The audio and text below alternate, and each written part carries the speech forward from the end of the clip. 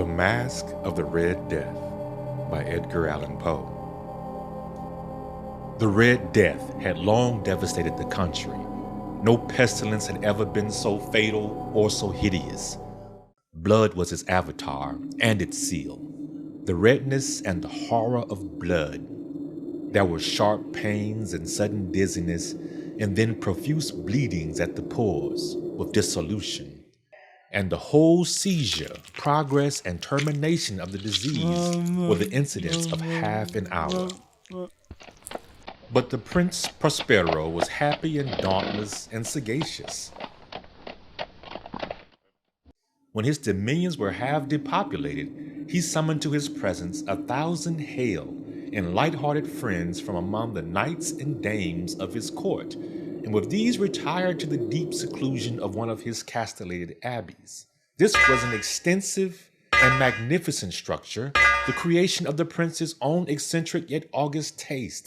A strong and lofty wall girdled it in. This wall had gates of iron. The courtiers, having entered, brought furnaces and massy hammers, and welded the boats. They resolved to leave means neither of ingress or egress to the sudden impulses of despair from without or of frenzy from within. The abbey was amply provisioned with such precautions. The courtiers might bid defiance to contagion. The external world could take care of itself.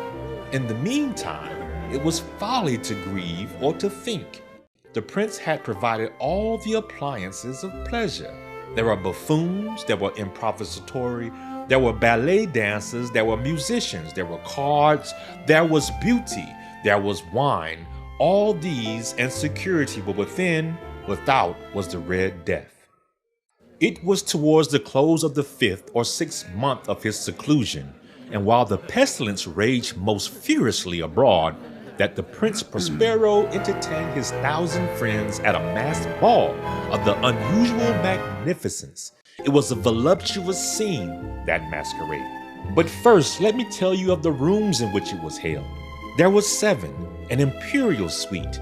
In many palaces, however, such suites form a long and straight vista, while the folding doors slide back nearly to the walls on either hand, so that the view of the whole extent is scarcely impeded. Here, the case was very different, as might have been expected from the Duke's love of the bizarre. The apartments were so irregularly disposed that the vision embraced but little more than one at a time. To the right and left, in the middle of each wall, a tall and narrow Gothic window looked out upon a closed corridor which pursued the windings of the suite. These windows were of stained glass, whose color varied in accordance with the prevailing hue of the decorations of the chamber. Against the wall opposite to each window, there stood a heavy tripod bearing a brazier of fire that projected its rays through the tinted glass and so glaringly illumined the room. That at the eastern extremity was hung, for example, in blue, and vividly blue were its windows. The second chamber was purple in its ornaments and tapestries, and here the panes were purple. The third was green throughout, and so were the casements. The fourth was furnished and litten with orange. The fifth with white. The sixth with violet. The seventh apartment was closely shrouded in black velvet tapestries, but in this chamber only, the color of the windows failed to correspond with the decorations. The panes here were scarlet, a deep blood color. In the western or black chamber, the effect of the firelight was ghastly in the extreme. It was in this apartment also that there stood against the western wall a gigantic clock of ebony. Its pendulum swung to and fro with a dull, heavy, monotonous clang.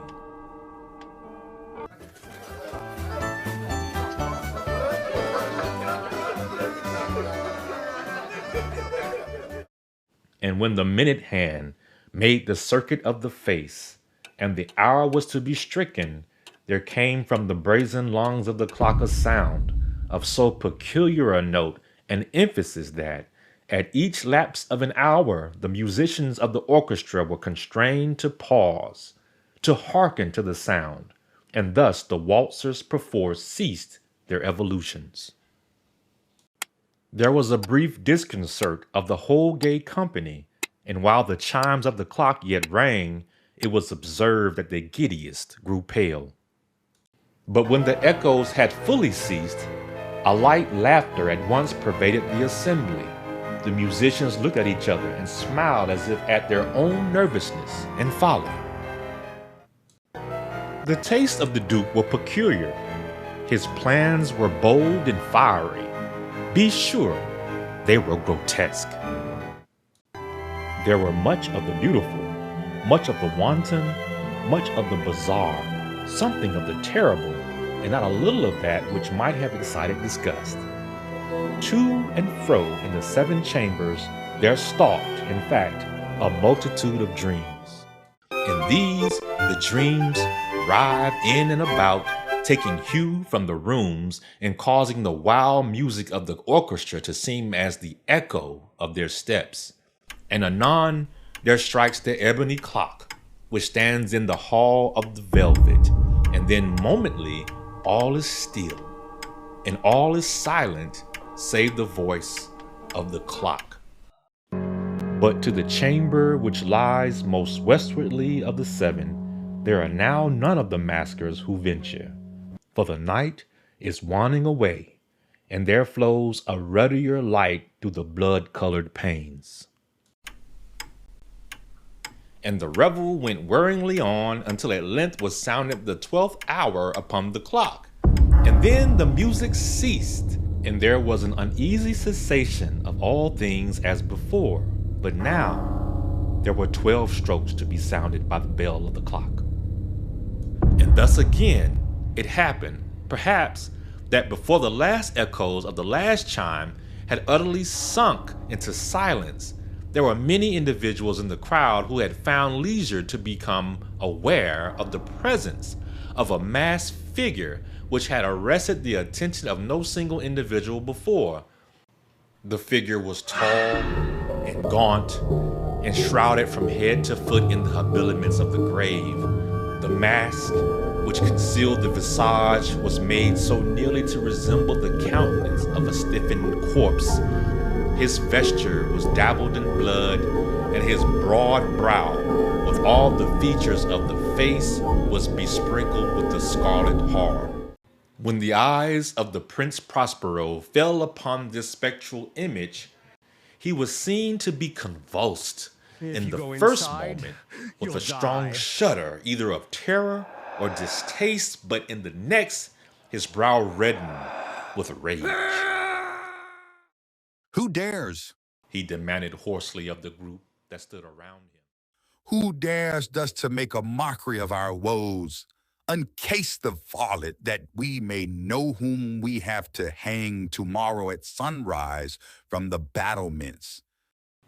It was in the eastern or blue chamber in which stood the Prince Prospero as he uttered these words, with deliberate and stately step made closer approach to the speaker.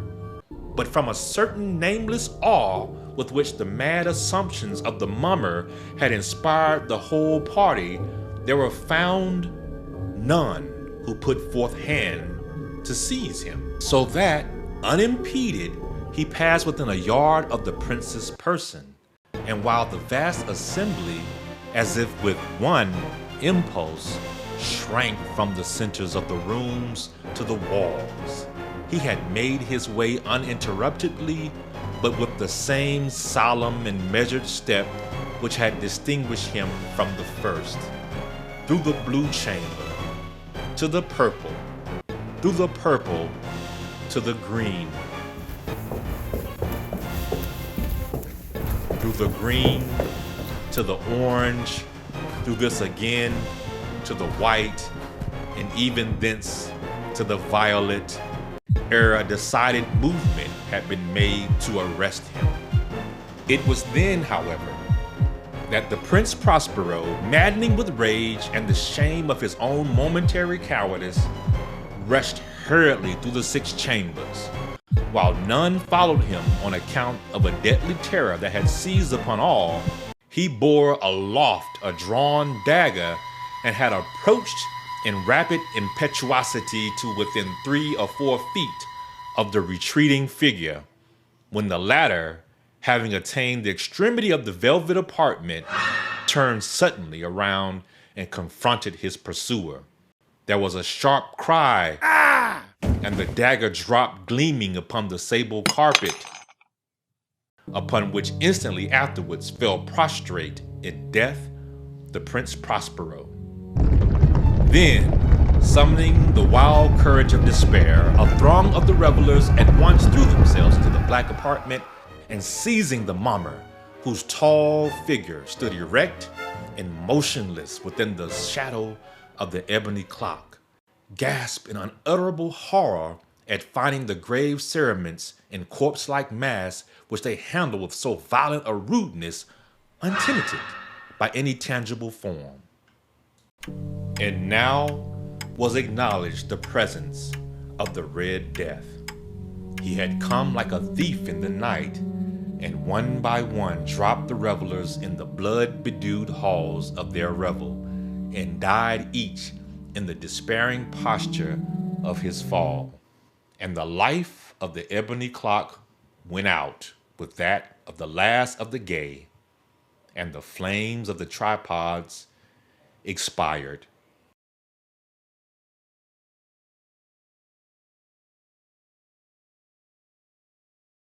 And darkness and decay and the Red Death held illimitable dominion over all.